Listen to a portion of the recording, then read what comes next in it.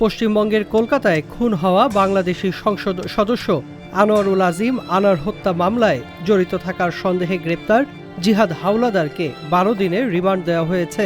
24 মে পশ্চিমবঙ্গের বারাসত আদালত তাকে 12 দিন সিআইডি হেফাজতে রেখে জিজ্ঞাসাবাদের নির্দেশ দেন। 22 মে আনোয়ারুল আজিম আনারের হত্যা মামলার তদন্ত ভার নেয় সিআইডি। এরপর 23 মে বনগাঁও থেকে সিআইডি এ খুনের অন্যতম সন্দেহভাজন আসামি জিহাদকে আটক করে গ্রেপ্তার দেখায়। পরে 24 মে জিহাদকে উত্তর 24 পরগনা জেলার বারাসত জেলা আদালতে তোলা হলে বিচারক তাকে 12 দিনের সিআইডি হেফাজতের নির্দেশ দেন। আমাদের সিআইডি তদন্ত করছে, করে এই 12 দিনের মধ্যে কী কী আসে বারেবার বলছি, জিনিসটা বারেবার বলছি আমি, এই জিহাদের কাছে 12 দিনে সিআইডি কী পায় সেইটা দেখার পরে বাকিটা প্রসিডিউরটা হবে।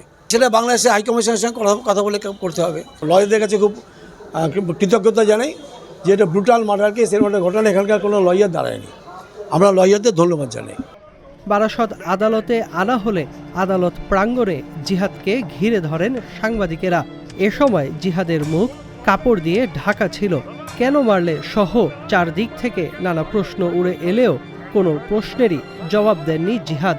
পুলিশের গাড়ি থেকে নামিয়ে দ্রুতই আদালতে নেওয়া হয় তাকে। পুলিশ বলছে এমপি আনোয়ারুল আজিম আনারকে হত্যার জন্য ভারতের মুম্বাই থেকে কসাই খ্যাত জিহাদ হাওলাদারকে কলকাতায় আনা হয়।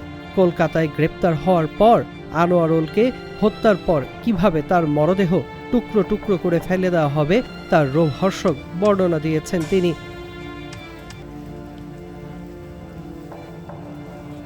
সিআইডির কর্মকর্তারা বলছেন 24 বছর বয়সী জিহাদ হাওলাদার বাংলাদেশের নাগরিক। তিনি অবৈধভাবে ভারতের মুম্বাইতে বাস করতেন। তার বাড়ি খুলনার দিঘলয়া উপজেলার বারাকপুরে। তার বাবার নাম জয়নাল হাওলাদার। এই হত্যাকাণ্ডের মূল পরিকল্পনাকারী মার্কিন যুক্তরাষ্ট্রের নাগরিক আখতারুজ্জামান শাহীন 2 মাস আগে জিহাদকে কলকাতায় নিয়ে এসেছিলেন।